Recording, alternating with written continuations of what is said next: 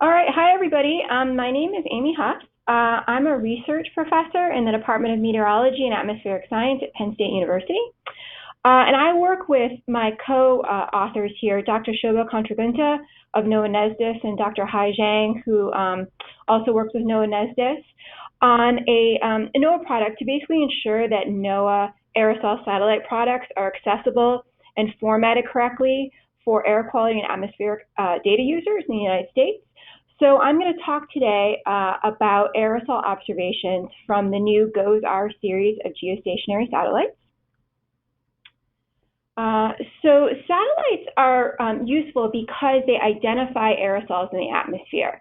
They can show the location and the transport of aerosols on a much larger scale that you can really get from any other source. And so the actual scale is going to depend, of course, on the type of satellite.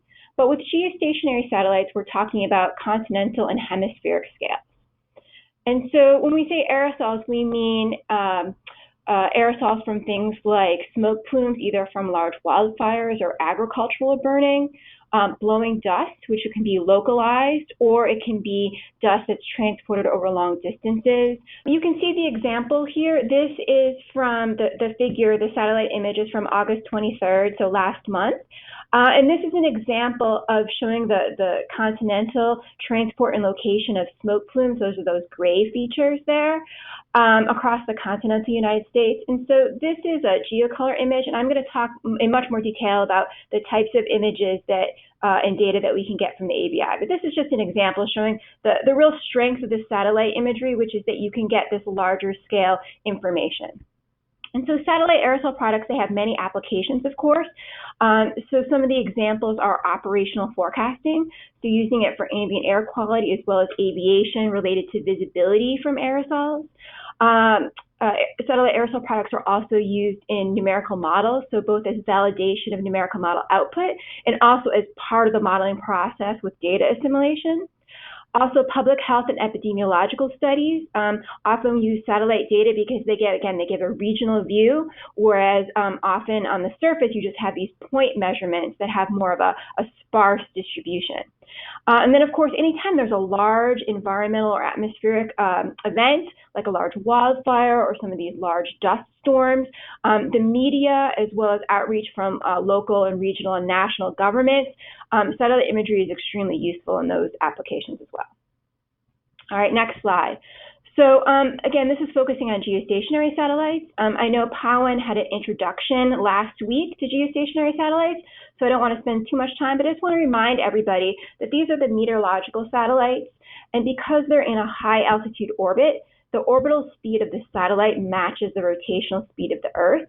So that means that there's essentially continuous measurements of the same location on Earth. And so these are giving hemispheric coverage. So typically you're getting a hemispheric view centered on the equator. And then the figure there, this is just an example from, the GOES-16, the GOES-R series of satellites, showing the hemispheric view, just to give you an example of what I'm talking about. All right, so the next slide. So specifically, today we're talking about the GOES series of satellites. So these are the geostationary operational environmental satellites. They're the U.S. geostationary weather satellites. They're administered by NOAA, the National Atmospheric and Oceanic Administration. And so we're going to be talking about the new exciting GOES-R series of satellites, but just to give that some perspective, I wanted to talk about the legacy imager instrument on the GOES, and that's what gave us our information about aerosols in the atmosphere prior to this new technology.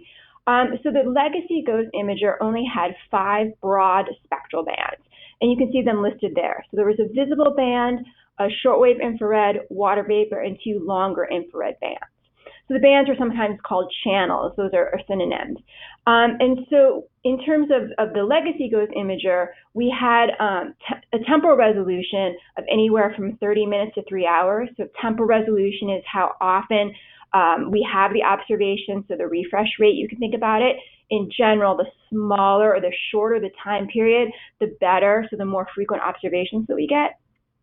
And the spatial resolution of the legacy GOES imager was anywhere from the products from 1 kilometer to 4 kilometers to 8 kilometers. And spatial resolution, that's the smallest area that the satellite instrument can resolve. So again, with spatial resolution, the smaller the number, the better. That's the higher resolution, the smaller number. And then with the figures, though, you can just see there's always 2 operational GOES at any one time, and there's additional ones that are used as spares and for additional information. But there's always a GOES west that you can see the coverage there that's centered on 137 degrees west latitude, and then goes east, which is centered on 75 degrees west latitude. All right, so next slide. So now that we've kind of set the stage while talking about the legacy GOES imager, I want to talk about the new revolutionary series of GOES, which are called the GOES-R series. So the tagline here with the GOES-R was that it was like going from black and white television to HD high definition television, just in terms of the volume of data and the accuracy and resolution of the data products. So the GOES-R series is actually a series of 4 satellites.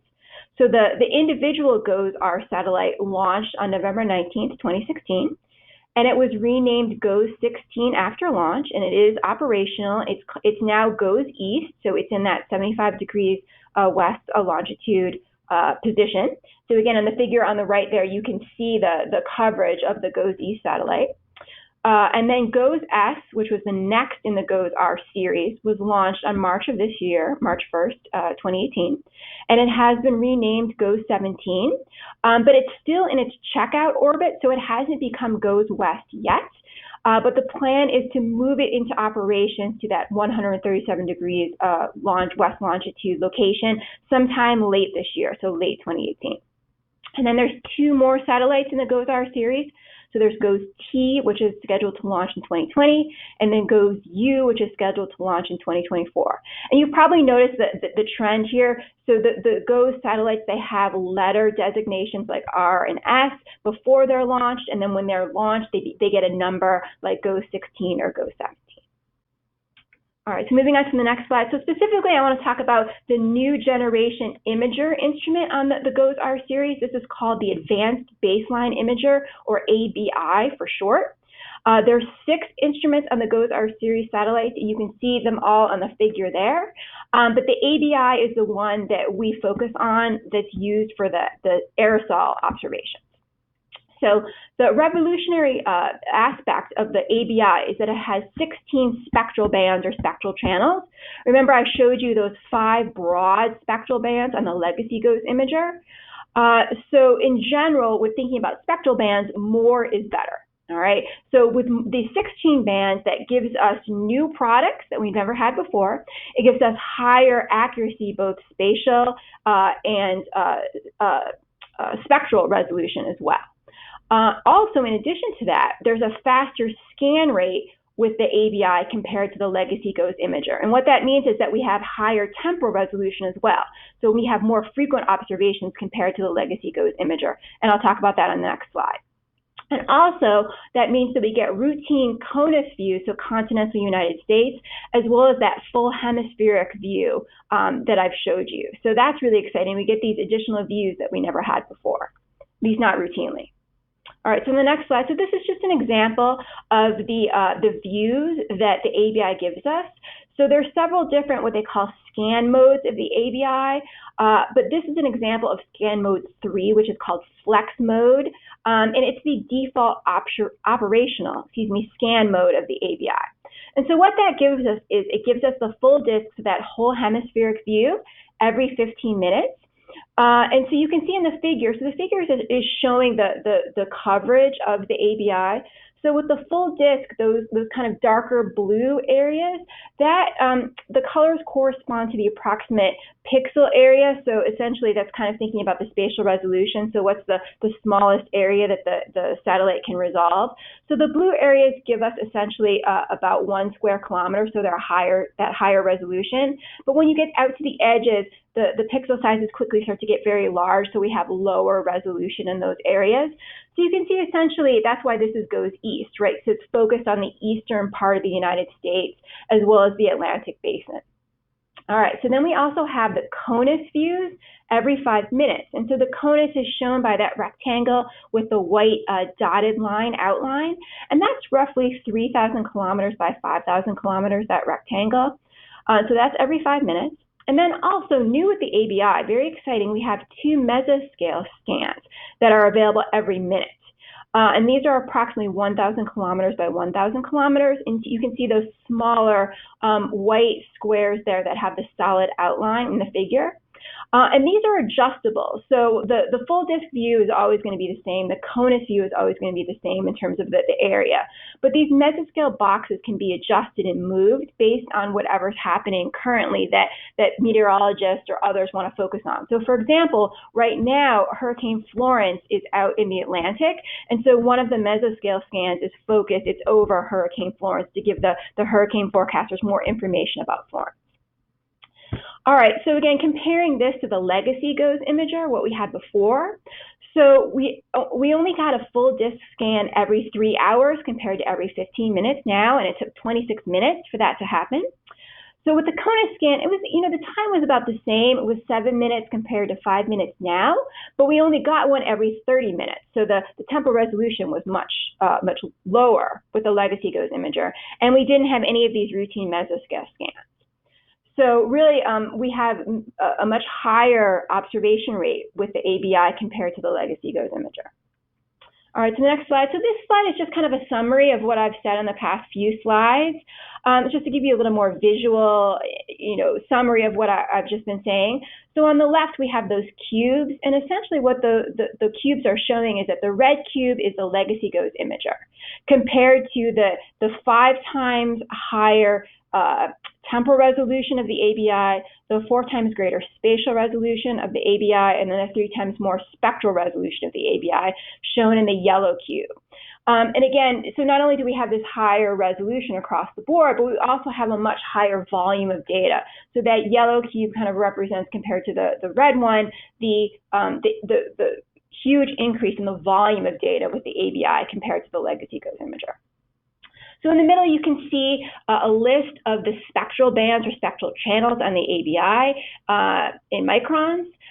You can see the 16, they're listed there. And the yellow highlighted ones are the corresponding ones that we have with the legacy GOES imager. So again, roughly only 5 with the legacy GOES imager compared to the 16 that we have with the ABI.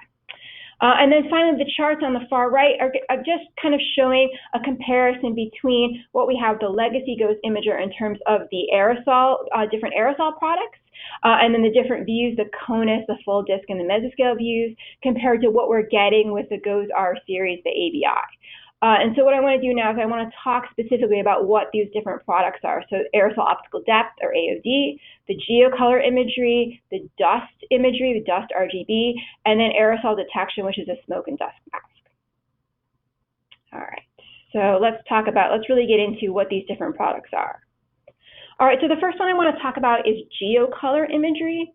And so what geocolor is that it's essentially analogous to true color imagery, if anybody's worked with that before, with any of the polar orbiting satellites, the VIIRS or MODIS true color image, for example. So what it is, it's a combination of the red, green, and blue spectral bands of your satellite instrument. But the reason we call the ABI geocolor and not true color is because the ABI doesn't actually have a green band, so it's simulated. So even though it looks like true color, it's technically not a true color. But that's just kind of a fine detail. Essentially, what you want to take away from the geocolor is that it looks like what you would see with your eyes. So if you were looking down from space at the Earth, you would see essentially what you see with your eyes. So that means that clouds look bright white, smoke is like a more diffuse gray feature, blowing dust is kind of a brown, and then of course land looks either green or brown. The oceans and large water bodies look blue. All right, and so you can see there's an example here of the GOES 16 ABI geocolor imagery, and this is from last August. This is August 25th, 2017. And this has 4-kilometer spatial resolution and 15-minute temporal resolution. And again, this is a new product from the ABI. We didn't have this with the previous GOES imager, and it's pretty spectacular. So in this case, in this particular day, hopefully you can see Hurricane Harvey just making landfall or approaching the Texas coast. So that's one of the kind of the main feature of interest on this particular day and why we picked it. And I think there's also, yeah, it's a little hard to see, but there's also some smoke plumes in kind of central and eastern Canada that are moving southward. Those are kind of a grayish feature. All right, and then at night, I just wanted to mention, at night there's a multispectral infrared imagery that shows low-level liquid water clouds and high-level ice clouds. And this is moving kind of fast, but when the terminator moves, you can see a little bit. There's kind of this peachy sort of feature, and that's some of the clouds that are being shown during the nighttime imagery. All right, so next slide. So again, for those people who aren't familiar with GeoColor or TrueColor, it's abbreviated RGB, and that's for red, green, and blue. Those are the spectral bands that are used to make the imagery. I'm just showing some of the different features that you can see in this type of imagery. So again, clouds are bright white. Urban haze is more of a diffuse sort of feature. Smoke is gray, it's more thick, it's less transparent than the haze. And then sometimes you'll see this anomaly called sun glint. And so that's essentially the reflection of sunlight reflecting off water. And this is an artifact of the image. And so if you see kind of these shiny brownish colored areas in a GeoColor or TrueColor image, that's due to sun glint. All right, so next slide. So let's move on. So our next product is called Aerosol Optical Depth, or AOD. So this is a quantitative measure of aerosols in the atmosphere. And it's essentially a measure of the instrument. It's measuring the scattering and absorption of visible light by aerosols in the atmosphere. And so it's unitless. Typically values, they can really range quite a bit, but they usually range from about 0 to 1 in the United States. And so what this means is that if you see areas of high aerosol optical depth, in this example here, it's a rainbow scale, so they would be colored red, orange, or yellow. That indicates areas of high aerosols in the atmosphere, so typically either from smoke aerosols, dust aerosols, or haze aerosols. The thing to remember with aerosol optical depth is there's no AOD retrieval, so AOD isn't measured in regions that have cloud cover, or they have very bright surfaces. And that's because these are very reflective areas. And so the instrument, the algorithm basically can't separate out what's being reflected either by clouds or the surface compared to what is going on in terms of the scattering and absorption of light by the aerosol. So in this image here, you can see this is from this year. This is from August 23rd of this year, when there was a very thick smoke, very expansive wildfires in the western U.S. and Canada. I see these extensive red areas are corresponding to very high AOD associated with smoke from those fires. And you can see intermixed with that are some bright white cloud areas where the aerosol optical depth is not retrieved, so there's no AOD measurements in those areas.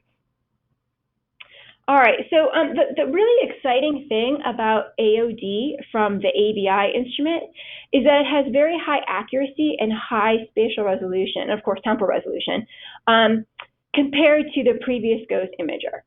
So this is just kind of a side-by-side comparison. So on the left, we have aerosol optical depth from the previous GOES imager. So this has 4-kilometer spatial resolution, 30-minute temporal resolution, and it's a lower accuracy product because, again, remember, the legacy GOES imager only had 5 broad spectral bands. So that essentially means that you have a lower accuracy product. And that's compared to, for exactly the same day, the same time, the same observations. On the right, we have the GOES 16 ABI. So it has much higher spatial resolution, 2 kilometers compared to 4 kilometers. Higher temporal resolution, so we're getting 15-minute observations every 15 minutes compared to 30 minutes. And it has a high accuracy AOD from a multi-channel algorithm, which I'm going to talk about in the next slide. Now, the thing is, don't pay too much attention to some of the missing data. We've got some weird artifacts, like little boxes that look like they're flickering on the ABI data. This was from last year. So this was when the aerosol optical depth data were just very preliminary. They were only beta maturity. So there are some issues. There's some missing data. There's all this flickering. But what I want you to notice is the difference in the spatial resolution and the temporal resolution. So we're getting much more frequent observations with the ABI, and because the spatial resolution is higher, you can resolve some of these fine features of the aerosols moving over Michigan compared to the more coarse resolution that we have with the legacy GOES imager AOD on the left-hand side. All right, so don't pay too much attention to that flickering and some of those missing data. That's all been taken care of now. All right, this is just an example. Okay, so let's talk about what it means that the GOES-R series, the ABI AOD algorithm, uses a multi-channel AOD retrieval compared to the legacy GOES imager, which couldn't because there just weren't enough channels to do that. So there's separate AOD algorithms over land and over water. All right, that's an important thing to remember.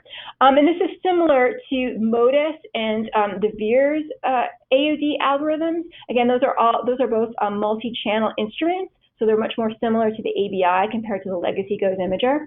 And you see some of the references there if you want to really dig into the details about the algorithm.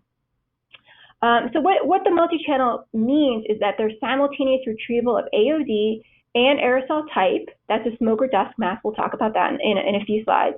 By comparing calculated and observed reflectances at multiple wavelengths. So let's just go through an example, hopefully a very simple example, hopefully try to illustrate what I mean by that a little bit. So on the right, you see the figure. This is just a very simplified example of how the multi-channel AOD algorithm works. All right. So this example that I'm going to go through is for 2 aerosol models and 2 ABI spectral channels.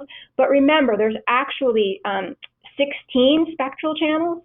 And then also, you can see on the right underneath the figure, for the ABI algorithm, there's actually 9 aerosol models over water and then 4 over land. So this is just with the 2 and 2, this is just a simplification, but it's just for hopefully for clarification purposes.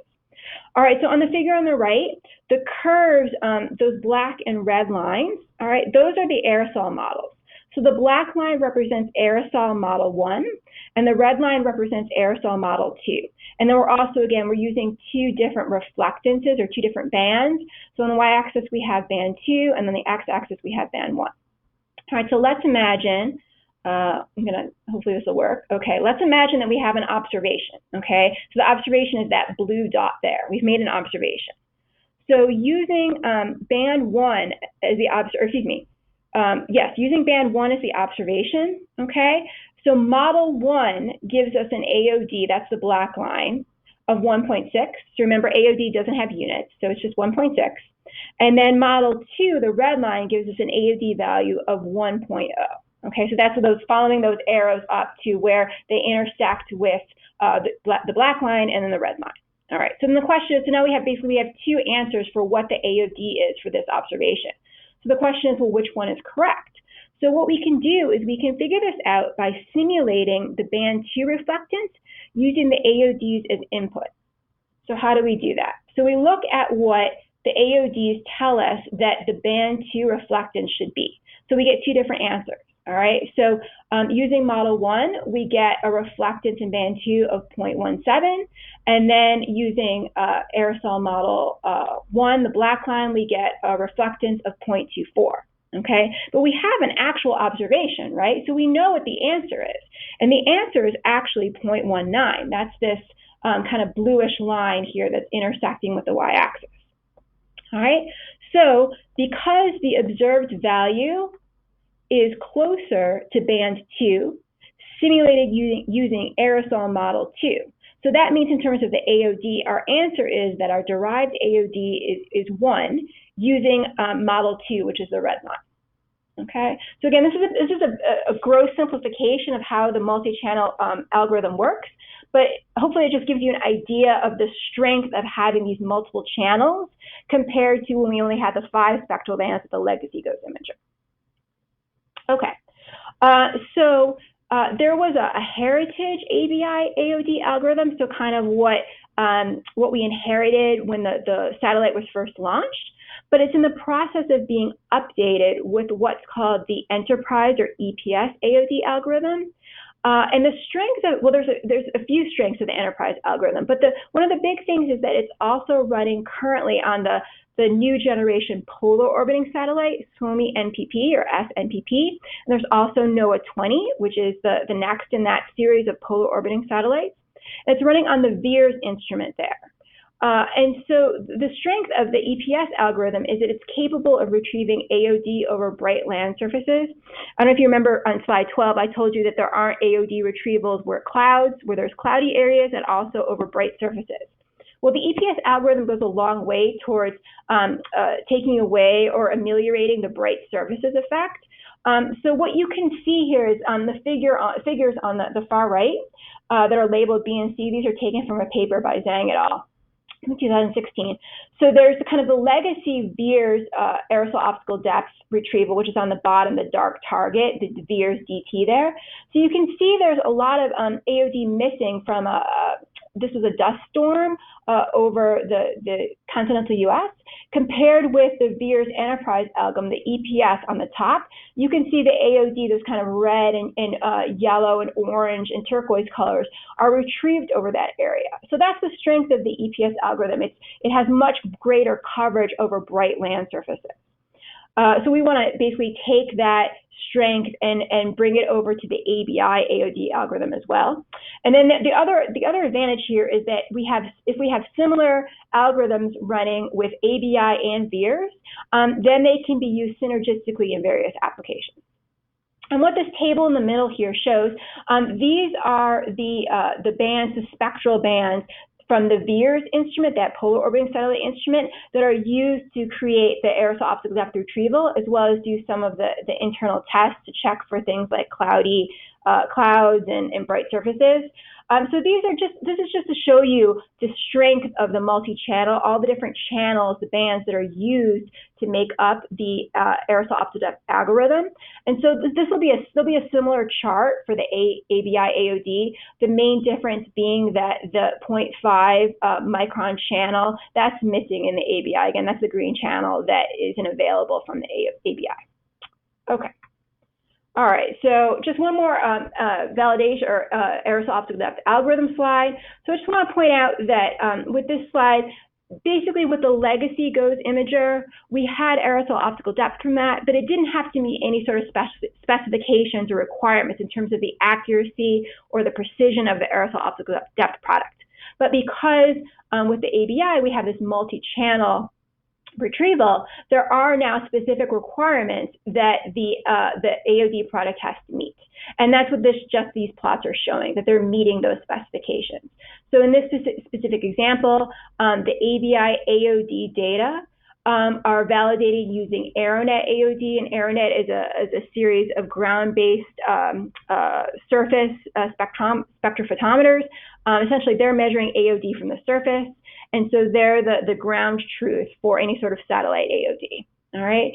And so there's different AOD algorithms over land and over water, and they have different specifications, different requirements, and they also have different requirements based on the size of the aerosol optical depth. All right, and so this is just an example here. I'm showing, essentially the point of the slide is showing that the AOD they have requirements, they have to be validated, and right now they are meeting those requirements. And so we've got the plot on the left shows the AOD over land. So the requirement there for that specific size range, AOD of 0.04 to 0.8, the accuracy requirement is 0.04, and the bias in this plot is 0.029, so it's meeting that. And then on the right, it's the AOD, same thing, but it's the AOD over water. The requirement there for AOD less than 0.4 is 0.02, and the plot shows that that's meeting that. Okay. All right. So let's talk about now. So that was all aerosol optical depth, and there's the most work is being done on that because it's a quantitative measure of aerosol. So aerosol detection is a complementary product that's a qualitative measure of aerosols. So it's kind of like a yes/no, like a heads-up sense of, are there smoke or blowing dust plumes in a particular area. And so this product is derived using, again, in multiple channels from the ABI. It's derived using spectral and spatial threshold tests based on ABI measurements in the visible and the infrared. And so what the smoke mask does is it indicates smoke plumes, essentially from, large wildfires or agricultural burning. And that is colored in shades of pink or magenta. And then the dust mask indicates blowing dust. And that's colored in shades of yellow and brown. And so you can see an example on the right there from August 17th of this year, when there were a lot of smoke plumes, and that's the kind of the reddish, pinkish, magenta colors. And there was also some blowing dust, and that's the yellow and orange and brown colors. All right, and think about this is a new product from ABI. We didn't have this from the Legacy Goes imager. All right, so let's just show a couple of examples. And again, like with that previous aerosol optical depth example, these were from last year, so the ABI aerosol products were still beta maturity, so they were very preliminary. So don't focus too much on any errors or missing data here. What I want to show you is not only that these are new products, so we've never had them before, but also the strength of the geostationary satellites. So we have the high temporal resolution, so we can watch the evolution of these events. We can track the motion of the plumes, and also the higher spatial resolution, so we can really resolve finer features of the aerosols and the plumes compared to what we had before with the Legacy Goes imager. All right, so just a quick summary. So on the left, this is the dusk mask. So don't focus on the red, there's some red areas over the Gulf of California. So this is the southwestern United States and northern Mexico. So New Mexico, Arizona, Texas, and northern Mexico. This was a dust storm from March 31st of 2017. And hopefully you can see the brown colors indicating the blowing dust over New Mexico, moving into Texas, and then extending down into northern Mexico. All right, and then the smoke mask on the right, this was the West Mims fire, which was burning and producing smoke along the Georgia-Florida border in May 2017. And so again, you can see this is the smoke mask. It's those red colors indicating the smoke from that fire extending out and moving eastward across Florida and out into the Atlantic Ocean. Okay. All right, so another one of the new products that we're really excited about is dust imagery. So it's called Dust RGB. And again, remember RGB stands for red, green, and blue. So it's some combination of different channels of the instrument, spectral channels of the instrument to make a red, green, and blue, some sort of visible imagery. Okay, so in this case, the dust RGB is made from a combination of 3 of the ABI's infrared spectral bands. So it's actually using the brightness temperature at 8.4, 11.2, and 12.2 microns. Those are the bands. And so the cool thing about the dust RGB is that it indicates areas of blowing dust in the atmosphere. So it's similar to the dust mask, but it's more quantitative really than, and it has kind of higher or wider coverage compared to the dust mask. And so when you see blowing dust in the dust RGB, it appears as a magenta feature. And again, I want to stress this is a new product. This isn't something we had from the Legacy Goes imager. And so hopefully you can see there the figure there in the middle of the page. So this is the same event that I just showed. So this is the dust storm on March 31st, 2017. So it started in Mexico and then it continued into New Mexico and then eventually moved into Texas. And so hopefully you can see that magenta, that kind of bright pinkish colored plume as it's moving across Mexico, New Mexico, and Texas. The kind of rusty colored features that are moving, those are clouds. And then the surface changes colors kind of from like a cyan or turquoise to purple, depending on the temperature of the surface. So as essentially the sun comes up and the surface warms, it's going to slightly change color on the background of this bright magenta, bright pink dust plume that's moving. And then for comparison, there's the corresponding polar orbiting satellite observation, the MODIS true color imagery on the right there, showing the dust plume. So it's kind of this, yellowish, brownish feature over New Mexico, Mexico, and then moving into Texas. But again, with the polar orbiting satellites, you just get one snapshot. With the ABI, you get to see the almost continuous measurements. So you can see the formation of the plume, its movement, its evolution, its features. Okay. All right. So just to summarize up, just to kind of let you know where we are now in terms of the product maturity. So we're focusing on 4 different products. So we have the GeoColor, the Aerosol Optical Depth, the Smoke and Dust Mask, and the Dust RGB or the Dust Imagery. So we have 2 routine views. So we have the full disk view, and then we have the CONUS or Continental US view. So in terms of spatial resolution, the full disk has 4 kilometer. All the products have 4 kilometer spatial resolution. The CONUS, the GeoColor is 1 kilometer resolution, and the other products are 2 kilometers. In terms of the temporal resolution, the full disk, again, we're talking about scan mode 3. That's the default operational mode. So the temporal resolution is 15 minutes for all the products. And for the CONUS, again, with scan mode 3, the temporal resolution is 5 minutes. And I just wanted to make a point. I'm going to talk about a website called Aerosol Watch, which is where you can access already prepared imagery of the CONUS view and the full disk products. But on Aerosol Watch, we only have the products updated every 15 minutes.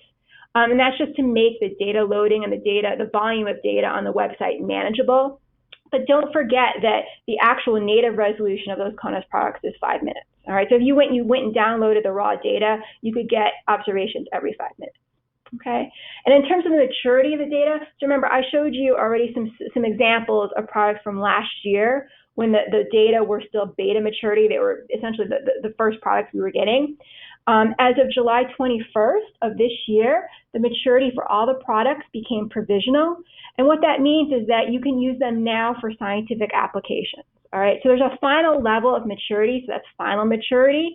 And that will be, so the ABI products are all expected to reach that maturity status sometime late this year or early next year.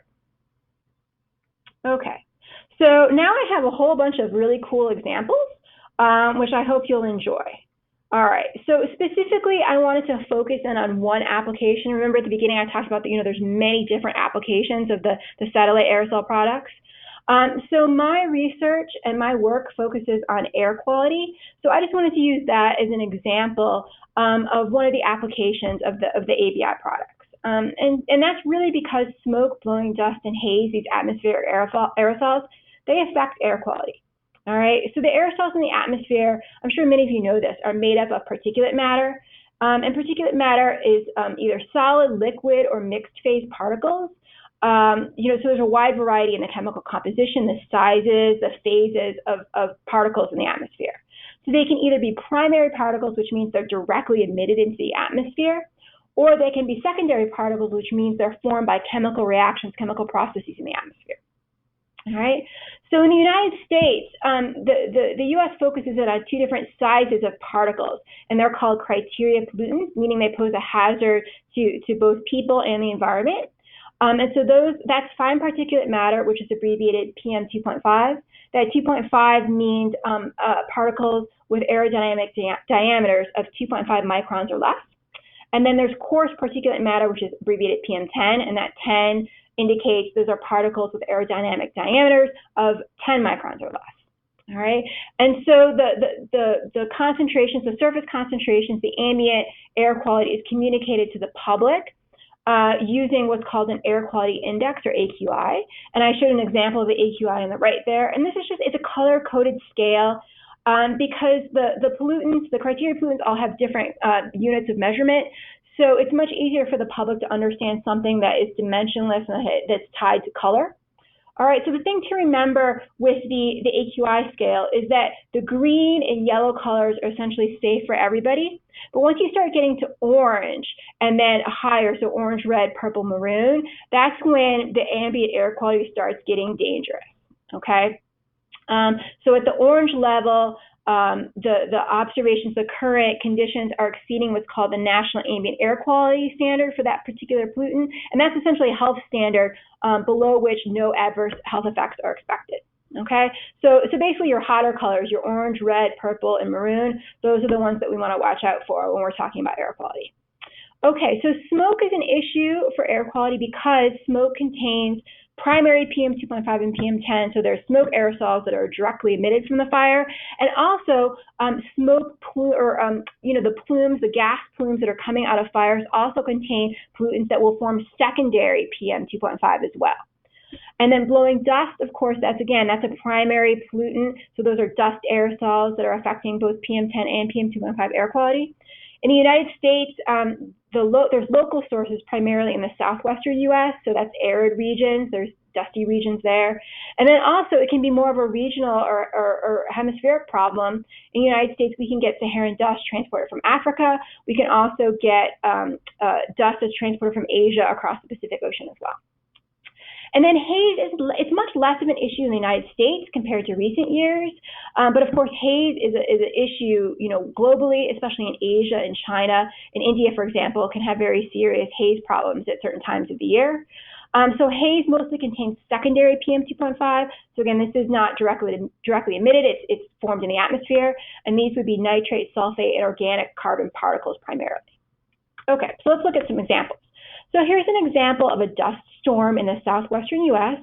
This was on April 12, 2018. And there, up in the top right, you can see the daily PM 2.5 air quality index showing quite a bit, a swath of code orange, and then some red and maroon areas right around Phoenix. And so again, once we get above orange, that's when we were violating the health standard for that particular day for PM 2.5. All right, so this is a serious incident. And so again, we're looking at the dust RGB here, and you can see that, the timestamps as we're moving through every 15 minutes. All right, and hopefully you can see kind of right in the middle, right around Phoenix and Mesa, the magenta plume that starts up and forms and starts blooming across. These kind of more rusty brown colored features that are moving through, those are clouds.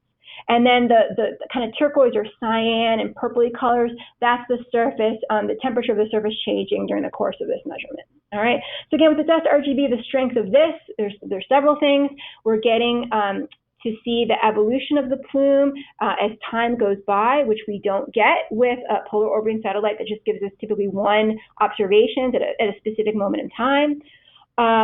Also, we're being able to observe this dust storm at a time when we might not have a polar orbiting satellite observation. So really the strength here is the temporal resolution and the more frequent observations compared to what we would get with other satellites that might be available.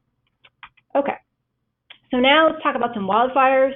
Last summer, anybody who lives in the US or Canada will probably remember that there were pretty serious wildfires raging last summer, kind of August and September of 2017 in the western US and British Columbia. So there was a huge area of high pressure over the western US that stayed there for quite some time, which means essentially what that means is there was a record-breaking heat wave in the Pacific Northwest of the United States. And the cities of Seattle, Washington, and Portland, Oregon were hit particularly hard. They had days of code orange and code red PM 2.5 air quality. And again, orange and red, those are when we're exceeding our health standard. And so this is just an example that I'm showing for August 2nd. I'm going to show some more examples in a second. But just to give you a frame of reference, you can see the daily observed air quality was in the orange and red range for Portland and Seattle and most of Washington State, actually, on that particular day. And then there's a corresponding example of a true color image from the VIIRS instrument, so the corresponding polar orbiting satellite. And this is just showing some of the extent of smoke on this particular day. So the smoke is that kind of grayish features, and you can see there's some clouds and some other bright white features there. And then the little red dots are the locations of the fires indicated by satellites. All right, so there's a lot of media coverage with this particular event. And so just as an example, these are all from the New York Times, but on the top we have Mount Rainier. That's a famous mountain in Washington State near Seattle. And so on August 1st, when we still had good air quality, the smoke hadn't arrived yet, you can see a nice clear view of Mount Rainier. But on the next day, August 2nd, which was corresponding to the images I showed you in the last slide, now Mount Rainier is completely obscured by thick smoke. And then moving on later in that same week, the smoke continued to linger over Seattle, and then had moved down to Portland, Oregon. You can see basically the atmosphere is obscured by this thick smoke from the wildfires. Okay, so this is pretty cool. So hopefully this will work, this animation. So remember I talked about one of the applications was outreach at the very beginning of the presentation. So the New York Times picked up on the new GO16 ABI observations last summer. And so they had a really nice article. The link is right there. So they had this loop of the observed geocolor ABI and the red fire hotspots, the locations of the fires sensed by the satellite, looping all the way from August 29th to September 5th. And so I'm kind of just letting it run through here. You can see as I'm talking, the smoke plumes emanating from the fires. It's just fabulous to see. And then that smoke transport moving kind of both south and then westward into Montana and further west, eastward into Montana, and then further eastward into the Dakotas. So this is just really cool to see that the ABI made it to the New York Times. Also, you can kind of see right in the middle of the slide there's a little map showing the smoke and other particles in the atmosphere. And what that is, that's an 8-day average of the ABI AOD over that particular area. So that's what that shading corresponds to. So this article had both the geocolor and essentially the ABI AOD in one place. So that was pretty cool to see that kind of reaching the public via the media. Okay, so getting back to the AOD product itself, this is just an example of an animation, a loop of the observations of the geocolor and the AOD for September 4th, 2017. So again, there I'm showing the daily average observed PM2.5 index. You can see there's quite a broad area of code orange, red, and purple observed air quality corresponding to this thick smoke. And again, I don't want you, this was last year, this was the beta maturity, that early maturity data. So there's a lot of AOD that's missing, and there are some kind of flickering and other things. So I don't want you to focus on that. I just want you to take away the fact that, we have this high temporal resolution, high spatial resolution data. So we can really see the smoke plume, its transport, its movement across the continental U.S., and then pick out, many of the fine resolution features of the smoke plume as it's moving across the continental U.S. And this is totally unprecedented. We didn't have anything like this with the legacy GOES imager. Okay, so we had a similar incident this past year, so July and August of 2018. There was actually another even worse round of wildfires in many of the same places in the western U.S. and British Columbia. At one point, there were more than 500 fires burning in British Columbia. And the Mendocino Complex fire in California, in Northern California, is the largest. It's become the largest wildfire in California history. So at one point in August, there were hundreds of flights that were canceled due to low visibility from the smoke in Seattle, at the Seattle and Vancouver airports. So there were days of code red, purple, and maroon PM2.5 air quality. And in fact, on August 20th, in terms of looking at the whole world, air quality across the globe, Vancouver, British Columbia had the worst air quality in the world, and Seattle, Washington had the 4th worst air quality in the world. So that's how bad the smoke from these fires was. And the figure there, this is just another NOAA product. Essentially, the shading is showing the extent, the location of smoke plumes, and then the red dots show the locations of the fires that were producing the smoke. And this was from August 17th, 2018. All right, so once again, just like last year, there's a lot of news about the fires. So just a couple of things here. One of them is that the smoke actually made it all the way to the mid-Atlantic, so the eastern part of the United States. People could smell it. It was kind of wild to think that smoke from the western part of the United States could make it all the way to the eastern part of the United States. And again, there's some more cool pictures of Mount Rainier. Basically, the one that I have here is just showing, someone took it from an aircraft, a commercial aircraft, showing the very tip of Mount Rainier poking out over essentially the ocean or the sea of smoke that was surrounding it. Okay, so let's show some of these nice animations that we can see. So we can basically follow the movement of the smoke plumes using the ABI aerosol optical depth as well as the geocolor imagery. And so this is an example from August 14th of this past year. And so again, there you can see the daily average PM2.5, whereas that smoke was mixing to the surface and it was really affecting air quality in the western U.S. and British Columbia. And actually, so there's kind of a break, and then the smoke had actually made it to kind of on this particular day, the central U.S., so the Mississippi River Valley and part of the Great Lakes, it had mixed to the surface as well. And you can see that hopefully in the animation with the red and orange and yellow colors of the aerosol optical depth moving over Michigan, kind of that Chicago, Detroit, St. Louis area. All right, one thing I want to mention, you'll notice that the aerosol optical depth cuts off. So essentially, once we get to kind of Wyoming, Utah, any further west than that, we don't have the aerosol optical depth observations.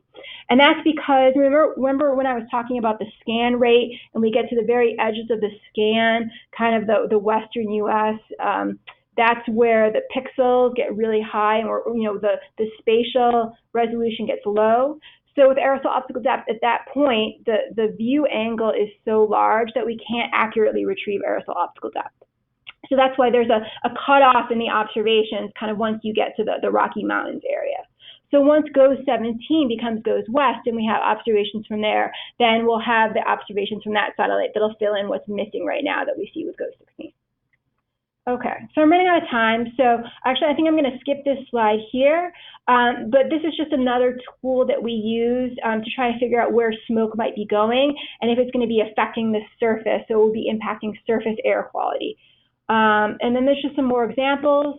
So this is just later that same week. So the smoke kept moving eastward, and by August 15th, it was impacting the Mid-Atlantic region and kind of parts of the southeastern U.S. And again, you can see that on the animation of the AOD, that those kind of yellow and some red colors moving into kind of the New York, Philadelphia, Delaware, New Jersey areas. All right, and then we had a little bit of a break. That was August 15th that week.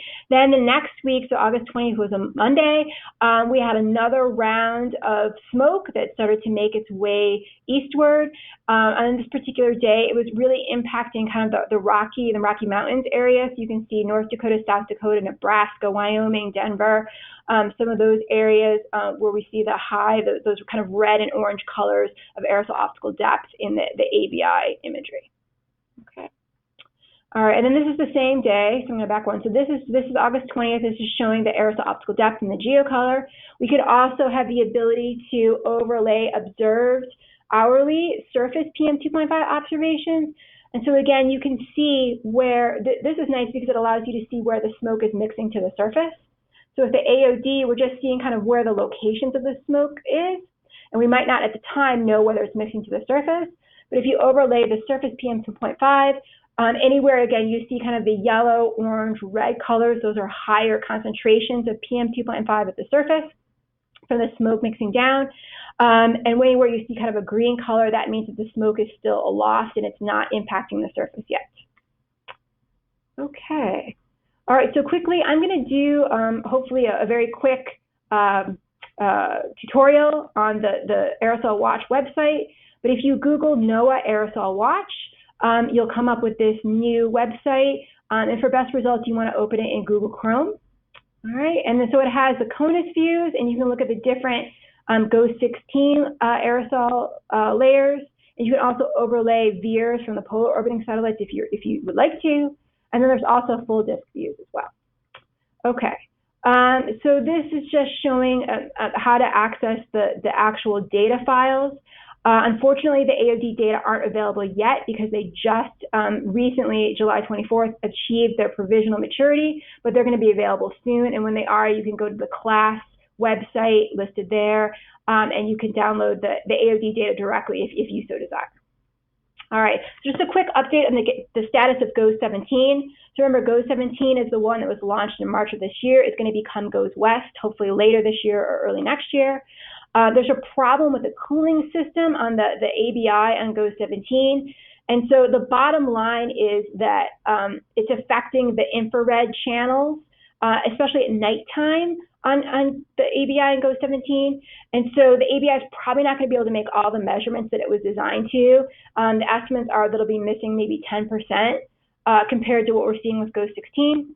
But the good news is that it shouldn't affect the aerosol products from GOES 17. So once GOES 17 goes into operations as GOES West, and we start getting the preliminary aerosol products, we'll be able to fill in those gaps that you saw kind of in the western U.S. where the GOES 16 ABI cuts off because the view angle is too high and we can't retrieve the AOD. Okay, so just to sum up, we're so excited. There's revolutionary new products, or high accuracy products, or high spatial resolution products. Okay, so the AOD is a quantitative measure of aerosols. And with the ABI, we get that multi-channel aerosol retrieval, which is similar to the MODIS aerosol optical depth and VIIRS aerosol optical depth from the polar orbiting satellites. So it's completely different from what we had before. And then we have a bunch of new products. So we have the smoke and dust mask, which is a qualitative measure of aerosols. We have the dust imagery, which indicates blowing dust. And we have the geocolor imagery, which is similar to true color imagery that gives us a visual indicator of smoke, blowing dust, and haze. Those three are all brand new products that we've never had before from a geostationary satellite. It's very exciting. And again, just stressing, now we get routine full disk, we get continental US, and we get these mesoscale views with the GO16 as well, and GO17 once it becomes operational. So let me talk about the Aerosol Watch website really fast.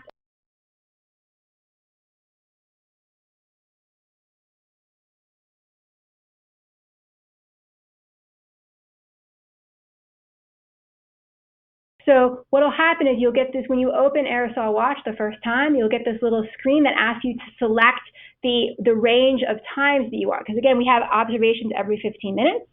So if you just load everything, it kind of slows down the website. So my recommendation is to look at the most recent observations, but obviously it's going to depend on what your application is. So let's take a look at maybe from 14 UTC to the most recent ones look like it's 1630 UTC. All right, so you select your start time and your end time, then you hit submit, and so those are going to load up. And the CONUS view is the default, and the VIIRS ABI geocolor imagery is also the default. So that's what's loading here. So it'll just take a second.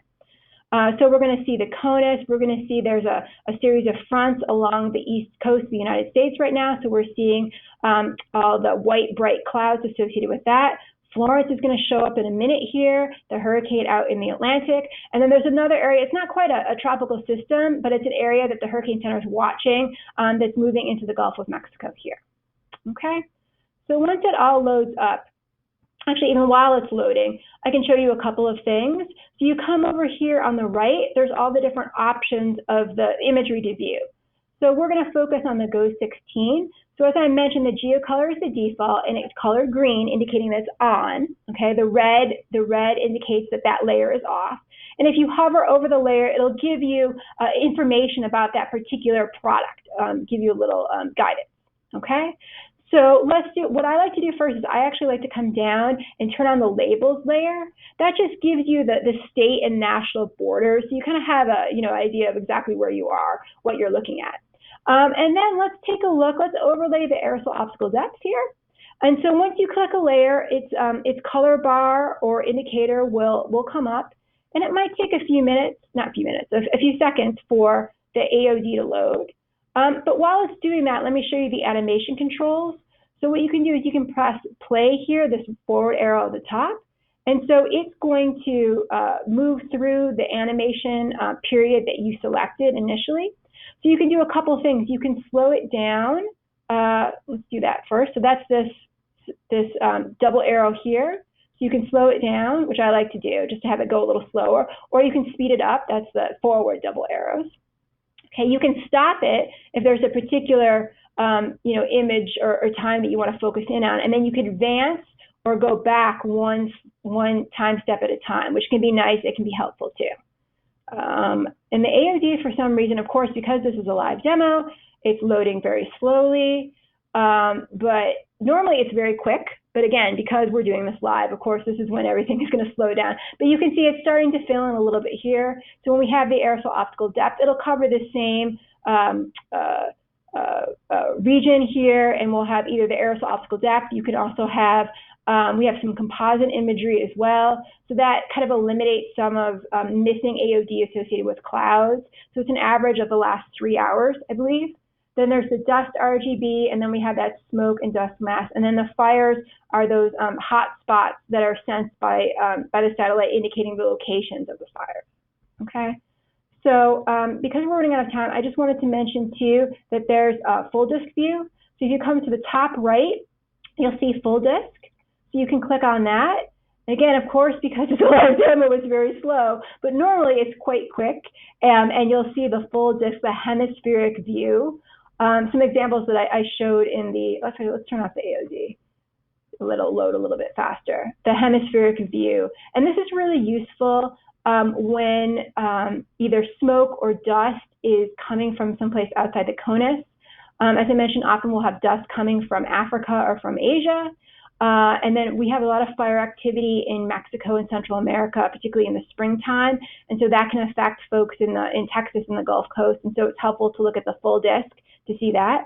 And then also, again, during the summertime, often we'll have smoke that's coming into the CONUS from Canada, and the full disk can be very helpful with that as well. So I would encourage you to just take some time and play around with Aerosol Watch. As I said, normally it loads much faster. If you have any questions, you can feel free to email me or contact me if you have any questions about how to use the products or how to interpret them. There's a couple additional features you can save, and once you get an image or a configuration that you like, you can save it.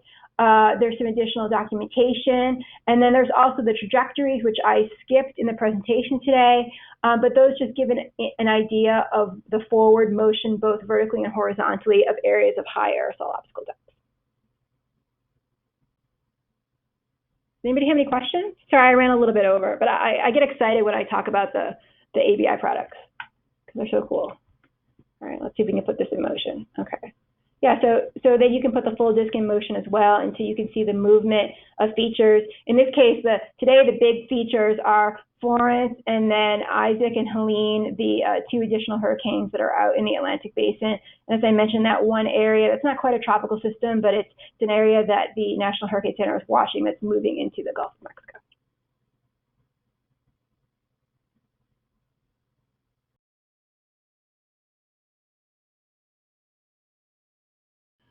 Question one.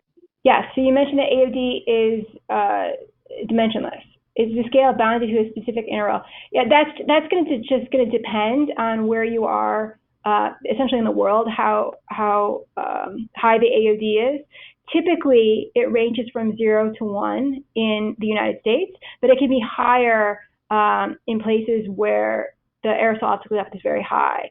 So often in Asia, particularly in the wintertime, there'll be very serious haze events, so haze mixed with smoke in India, for example, and so then the AOD can be higher than that. Certainly in the heart of some of these wildfires that I showed from this past summer, the AOD will be higher than 1. All right, question 2, is the daily PM 2.5 AQ map derived from the air quality forecast model?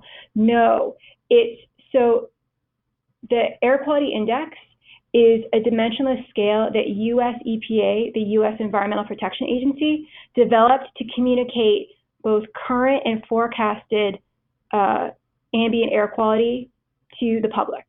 And so what it's based on is it's based on the concentration of the specific pollutant.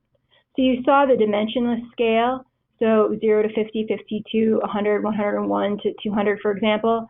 Each of those color-coded dimensionless index scales correspond to different concentrations of pollutants.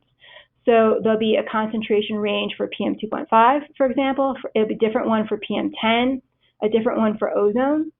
All right, so they're scaled to the health effects and the National Ambient Air Quality Standard, the daily National Ambient Air Quality Standard for each of those pollutants. So typically, the break point from code yellow to code orange corresponds to the daily National Ambient Air Quality Standard for the particular pollutant. So they're not derived from a model, they're derived from the health standards that are set by EPA for each of the criteria pollutants. All right, so question 3, how does US EPA use satellite data in conjunction with their ambient air monitoring network and data? That's a good question. There's a couple different ways. So EPA has a project where they've used satellite data to essentially, they take the satellite data and they fuse it with the ground-based monitor network observations so they can fill in the gaps in the monitor network, because the pollutant monitors are primarily focused where the most people live, so in urban and suburban areas. So there's large parts of the country, particularly in rural and mountainous areas, where there aren't any surface ambient monitors.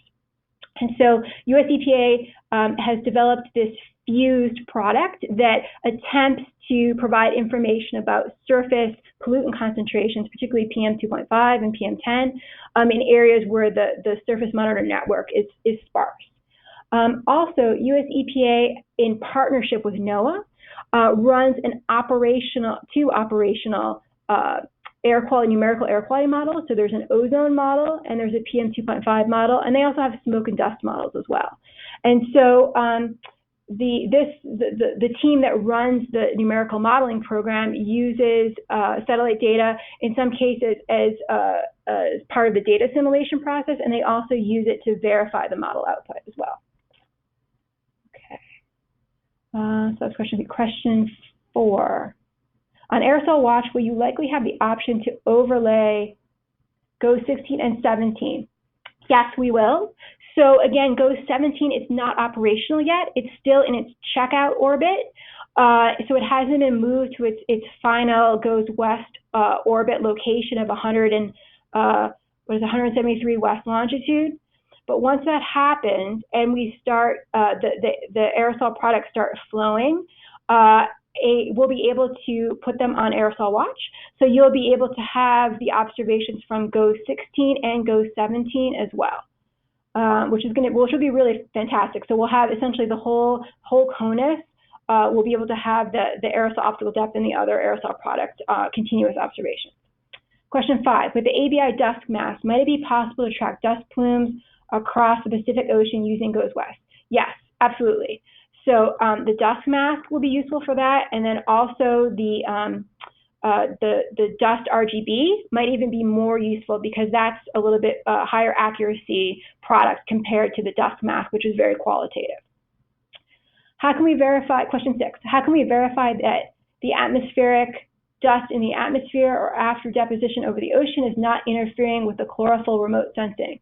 Oh, I'm afraid I can't answer that. That's definitely beyond my sphere of influence. I don't really know much about chlorophyll or sea surface remote sensing, but I can tell you that the dust RGB is made, as I mentioned in the presentation, using 3 different infrared channels, so the brightness temperature at 3 of the ABI's infrared channels that are most sensitive to dust. So I think the question would be, do those channels also are they also sensitive to chlorophyll? And like I said, I don't know the answer to that. And then also with the dust mask, which is the aerosol detection product, that's again also uses ABI channels in the visible and infrared. So I can find out and get back to you about that. I think that's a good question because certainly along the coastlines, people might be interested in that aspect. Okay, question 7. What other quantitative parameters can be derived using the current remote sensing technologies? For example, any concentrations of PM2.5 or gaseous pollutants? So yes, well, concentrations of PM2.5, absolutely. That's the aerosol optical depth. That's a quantitative measure of aerosols, and there have been a lot of, it's been a very active area of research. Basically, how you take aerosol optical depth and correlate it with surface PM2.5 observation. So that's well established, that relationship. In terms of the gaseous pollutants, that's more of a problem because, if you're thinking about ozone, for example, most of the ozone is in the stratosphere. So any sort of ozone that's happening in the troposphere or the boundary layer, it's almost impossible, or certainly very difficult for satellites to resolve that information. There are some new satellites that are going to be being launched in the next several years that do have some promise to, they're geostationary satellites, and they have promise to resolve some of these gaseous pollutants in the troposphere and the boundary layer, like ozone and carbon monoxide. So there is some information, but the problem is it gets difficult to for the satellites to resolve those gaseous pollutants on a high enough temporal or spatial scale that they can be useful for observations or for forecasting. Okay. Question 8, can we obtain the ABI aerosol products in real time? Yes, that's what's on the Aerosol Watch website. I apologize if I didn't make that clear. So when you open up Aerosol Watch, you're getting the real-time observations that were made today, this morning, in this case, because it's at lunchtime. The latency is about 20 minutes. So I think that when I pulled it up, the most recent observation was from 12:30 p.m. local time, my time, 16:30 UTC. So, and that was about, it was about a little bit before 1 o'clock p.m. when we were pulling that up. So yes, that's where you want to go to get the real-time ABI aerosol products. It's fabulous. But it's just, I get so excited. So we have high temporal resolution, we have the high spatial resolution, and we have the low latency. Okay, question 9. What is spatial coverage? Is it available for Asia? No, it's not, because again, this is a the U.S. GOES series, so they're focusing on the observations either on the east or the western part of the United States. But there is an analogous satellite, the Himawari satellite, that has very similar imager instrument that does provide coverage over Asia. So you should check out the Himawari satellite. Okay, question 10. Is there a way to know the size of particles from the AOD measurement? Is there a suggested algorithm? Yeah, and that's related to the question I answered before. So there's been a wide range of research taking AOD measurements and then making them analogous or corresponding to the surface PM2.5 observations. So we don't have that information yet for the ABI AOD because it's such a new product and it only just became provisional maturity, so that the data could be used for scientific purposes, such as relating the AOD to surface PM2.5 concentrations. So we don't have that process set up yet for the ABI, but it's very, there's an ARSET, and there's an ARSET webinar on that topic. Okay, so I'm not even gonna talk about it anymore because there's an upcoming webinar about that, but if you look at the webinar, that whole process will be applied to the ABI AOD once those data have final maturity. Does the Aerosol watch cover every part of the globe? No, again, because this is a geostationary satellite, so it's just focused on the Western Hemisphere. So those images that I showed at the beginning of the coverage of the satellite, it doesn't have global coverage, it just has hemispheric coverage because it's a geostationary satellite.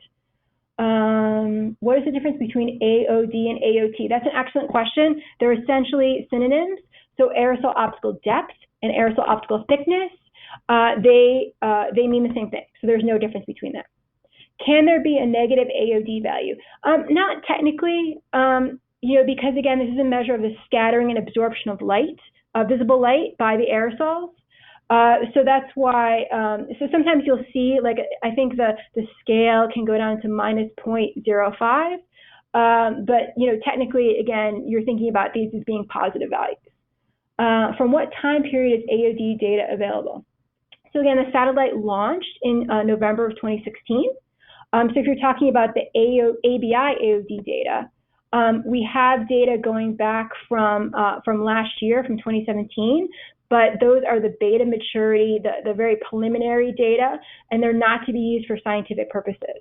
So if you're thinking about using your data for some sort of science application, the AOD became provisional on July 24th of 2018. And so that's the beginning of the time period for which you want to consider the AOD data being available from the GOES 16. Okay, question 15. Can I download the AOD information on the South America region to integrate with GIS software? Yes, but again, that's you'll want to go to the NOAA class website for that.